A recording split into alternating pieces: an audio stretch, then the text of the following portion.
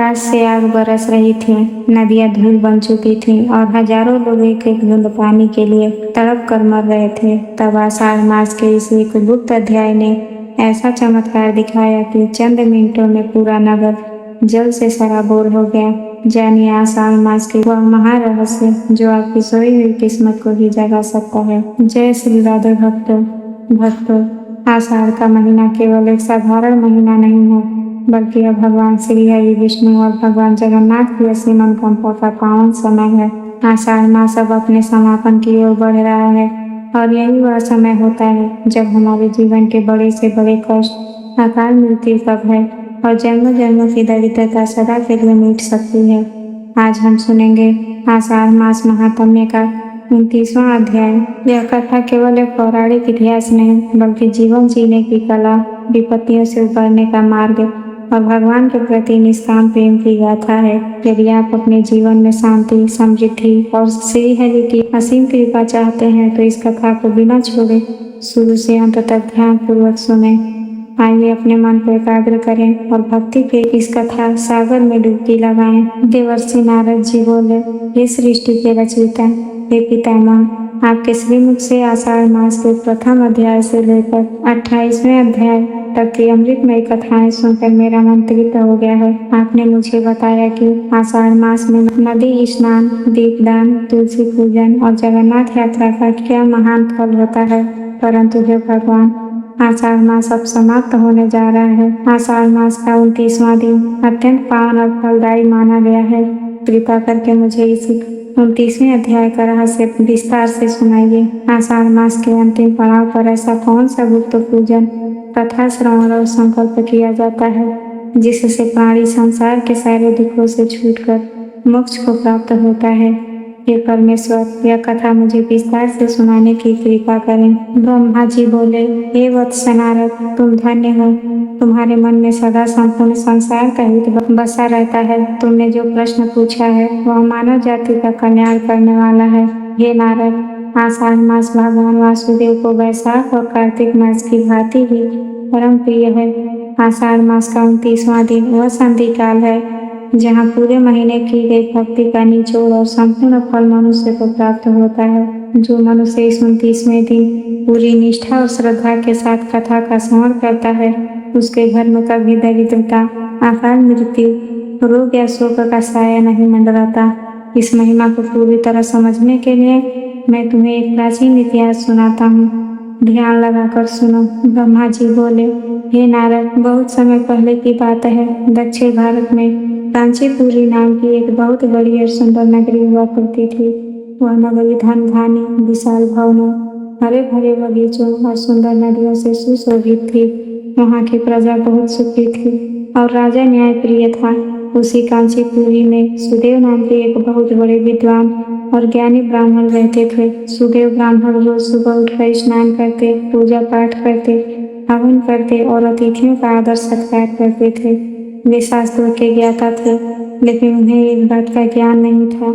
उन्हें आषाढ़ मास के अंतिम दिनों में किए जाने वाले निष्काम भक्ति भाव, नाम संकीर्तन और आषाढ़ कथा के गुप्त प्रभाव का बोध नहीं था। वे केवल विधि विधान और कर्म कांड में लगे रहते थे, पर उनके दिल में भगवान के प्रति वह भाव नहीं जागा था जो आषाढ़ मास मांगता है। धीरे धीरे समय बीता। कांचीपुरी के निवासी अपनी समृद्धि के घमंड में डूब गए। वे भूल गए कि यह सब सुख सुविधाएं भगवान की दी हुई हैं। वे आषाढ़ मास की पवित्रता को भूल गए। उन्होंने आषाढ़ में न तो भगवान का ध्यान किया, न ही एकादशी का व्रत रखा और तब नियति का चक्र घूमा। अनजाने में किए गए पापों और अहंकार के कारण कांचीपुरी पर एक भयंकर आफत आ पड़ी। आषाढ़ का महीना आया, लेकिन आसमान में एक भी बादल नहीं दिखा। सूरज की किरणें आगे के गोलों की तरह धरती पर गिरने लगी। नदियां सूखकर दरार में बदल गई। तालाबों का पानी भाप बनकर उड़ गया। पेड़ पौधों के पत्ते झड़ने लगे और खेत जलकर राख हो गए। अन्न की एक एक डाली के लिए तरस मची। गाय और पशु पक्षी पानी की एक बूंद के लिए तड़प तड़प कर प्राण त्यागने लगे। अकाल के साथ साथ नगर में एक अज्ञात महामारी फैल गई। सुबह जो हंसता खेलता दिखता, शाम तक उसका शव शमशान ले जाया जाता। चारों तरफ केवल चीख पुकार, रोना और तड़पना ही बचा था। सुदेव ब्राह्मण अपने घर के आंगन में बैठकर रोने लगे। वे सोचने लगे, हे ईश्वर, मैंने जीवन भर नियम से संध्या वंदन किया, हवन किया, कभी किसी का बुरा नहीं सोचा। फिर मेरे नगर पर और मुझ पर यह भयंकर तबाही क्यों आई? मेरी पूजा पाठ और ज्ञान का फल कहाँ चला गया? जब दुख सहा नहीं गया तो सुदेव ब्राह्मण ने अपनी कांची पूरी छोड़ दी। वे भूख और प्यास से व्याकुल होकर तपती धूप में घने जंगल की ओर निकल पड़े। सुदेव ब्राह्मण जंगल में भटक रहे थे। उनके पैर छालों से भर चुके थे, गला सूखकर लकड़ी हो गया था। तभी उन्हें दूर एक विशाल वट वृक्ष के नीचे एक अलौकिक रोशनी दिखाई दी। वहाँ महान संत सुमति अपनी समाधि में लीन बैठे थे। उनका चेहरा सूरज की तरह चमक रहा था। सुदेव ब्राह्मण दौड़कर संत के चरणों में गिर पड़े और फूट फूट कर रोने लगे। हे महात्मा, हे करुणा के सागर, मेरी रक्षा कीजिए। मेरी नगरी कांची पूरी जलकर भस्म हो रही है। लोग भूख और प्यास से मर रहे हैं। बच्चे माँ के समान दम तोड़ रहे हैं। कृपा करके मुझे बताइए, हमसे ऐसा कौन सा भयंकर अपराध हुआ है जिसकी इतनी दर्दनाक सजा पूरी नगरी भुगत रही है? संत सुमति ने धीरे से अपनी आंखें खोली। उन्होंने सुदेव के सिर पर हाथ रखा और अपने ज्ञान से कांचीपुरी के निवासियों के पापों का अवलोकन किया। संत सुमति बोले, हे सुदेव, शांत हो जाओ। सुनो, तुम्हारे नगर के लोग धन और सुख के नशे में इतने अंधे हो गए थे कि उन्होंने आषाढ़ मास की पवित्रता का अनादर किया। आषाढ़ मास वह महीना है जिसमें भगवान जगन्नाथ अपनी प्रजा से मिलने निकलते हैं, जिसमें योगिनी और देवसैनी एकादशी आती है और जिसके अंत में भगवान श्री हरि योग निद्रा में जाते हैं। तुम्हारे नगरवासियों ने आषाढ़ के दिनों में न तो पवित्र नदियों में स्नान किया, न दीपदान किया, न तुलसी पूजन किया और न ही आषाढ़ मास महात्म्य की कथा सुनी। जब मनुष्य भगवान के प्रिय मास की अपेक्षा करता है और केवल अपने स्वार्थ में जीता है तो प्रकृति कुपित हो जाती है। धर्म का नाश होने पर अकाल और महामारी ही बचती है। सुदेव ब्राह्मण ने हाथ जोड़कर कहे, हे मुनियों, अज्ञानता में हुआ अपराध भी विनाश लाता है। यह आज मैंने देख लिया, किंतु क्या इस संकट से निकलने का कोई मार्ग नहीं है? क्या भगवान श्री हरि हमारी क्षमा स्वीकार नहीं करेंगे? कृपा करके मुझे कोई ऐसा रास्ता दिखाइए जिससे मेरी कांचीपुरी को नया जीवन मिल सके। संत सुमति ने मार्ग बताया, हे सुदेव, निराश मत हो। भगवान श्री हरि जितने न्यायप्रिय हैं उतने ही करुणा के सागर भी हैं। आषाढ़ मास का 29वां दिन अत्यंत निकट है। यह दिन इतना पवित्र है कि इसमें किया गया एक छोटा सा प्रयास भी पहाड़ जितने पापों को मिटा सकता है। तुम तुरंत अपनी कांचीपुरी लौटो। आषाढ़ मास के 29वें दिन पूरे नगर के लोगों को राजा से लेकर प्रजा तक एक स्थान पर एकत्र करो। भगवान श्री हरि और जगन्नाथ जी की प्रतिमा स्थापित करो। उनके सम्मुख शुद्ध घी के दीप जलाओ, तुलसी की मंजरी अर्पित करो और सब लोग एक साथ मिलकर आषाढ़ मास महात्म्य के 29वें अध्याय की कथा का पाठ और श्रवण करो। कथा के समाप्त होते ही भगवान के नाम का संकीर्तन करो और चरणामृत सब में बांटो। यदि तुम सब सच्चे मन से पश्चाताप करोगे तो भगवान वासुदेव तुम्हें अवश्य क्षमा करेंगे। सुदेव ब्राह्मण संत के चरणों में शीश नवाकर तुरंत कांचीपुरी लौटे। उन्होंने राजा और पूरी प्रजा को संत का संदेश सुनाया। नगर के हर व्यक्ति ने रोते हुए अपनी भूल स्वीकार की और पूजा की तैयारी शुरू की। आषाढ़ मास का 29वां दिन आया। कांचीपुरी के विशाल प्रांगण में एक बहुत बड़ा मंडप सजाया गया।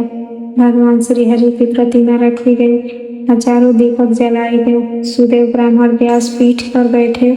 नगर के हजारों भूखे प्यासे लोग हाथ जोड़कर बैठ गए। सुदेव ब्राह्मण ने कांपती हुई आवाज में 29वें अध्याय की कथा का पाठ शुरू किया।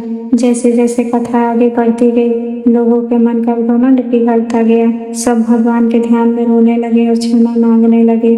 और तभी एक ऐसा चमत्कार हुआ जिसे देखकर सबकी आंखें फटी की फटी रह गई। जो नीला आसमान महीनों से आग उगल रहा था, उसमें अचानक काले काले घनघोर बादल उमड़ने लगे। कड़कती धूप की जगह शीतल ठंडी हवाएं बहने लगी और जैसे ही कथा का समापन हुआ, गगन में भयंकर गर्जना हुई और कांचीपुरी की सूखी धरती पर मूसलाधार बारिश होने लगी। जल की ऐसी वर्षा हुई कि सूखी नदियां उफान मारने लगी।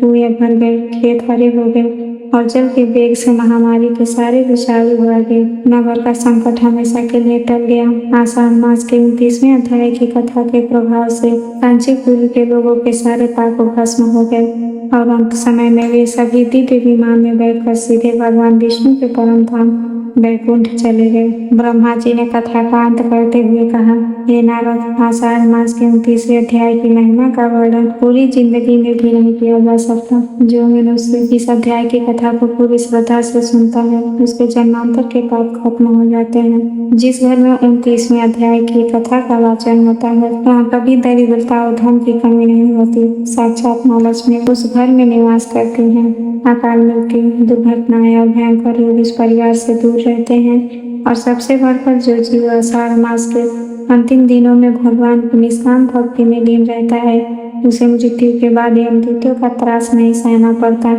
बल्कि भगवान विष्णु के दूत उसे ससम्मान पूर्वक वैकुंठ ले जाते हैं। तो भक्तों, यह थी आषाढ़ मास महात्म्य के 29वें अध्याय की संपूर्ण महामोक्षदायिनी कथा। भगवान श्री हरि विष्णु और भगवान जगन्नाथ जी की कृपा आपके परिवार पर सदैव बनी रहे। आपके जीवन के सारे कष्ट, अकाल मृत्यु का भय और दरिद्रता इस पावन कथा के प्रभाव से दूर हो जाएं। तो प्रेम से बोलिए भगवान श्री हरि विष्णु की जय, जगन्नाथ स्वामी की जय, सनातन धर्म की जय। ब्रह्मा जी बोले, हे नारद, जो भी व्यक्ति आषाढ़ मास के 29वें दिन इस कथा को सुनता है और अपने घर में पूजन करता है, उसे इन बातों का ध्यान रखना चाहिए। सुबह जल्दी उठकर स्नान करें। यदि संभव हो तो स्नान के जल में थोड़ा सा गंगा जल मिला लें। मन में यह संकल्प लें कि आज मैं आषाढ़ मास कथा का 29वां अध्याय सुनकर अपने जीवन को प्रभु चरणों में समर्पित कर रहा हूँ या कर रही हूँ। इस दिन तुलसी के पौधे के पास, घर के मुख्य द्वार पर या पीपल के वृक्ष के नीचे शुद्ध घी या तिल के तेल का दीपक जलाएं। इससे पितृदोष और घर की नकारात्मक ऊर्जा खत्म होती है। भगवान विष्णु को तुलसी अत्यंत प्रिय है। 29वें दिन भगवान वासुदेव को तुलसी की पत्तियां और पीले फूल चढ़ाएं। इस दिन किसी भी भूखे व्यक्ति को भोजन कराना, जल पिलाना या किसी जरूरतमंद को छाता और वस्त्र दान करना 1000 यज्ञ के बराबर पुण्य देता है।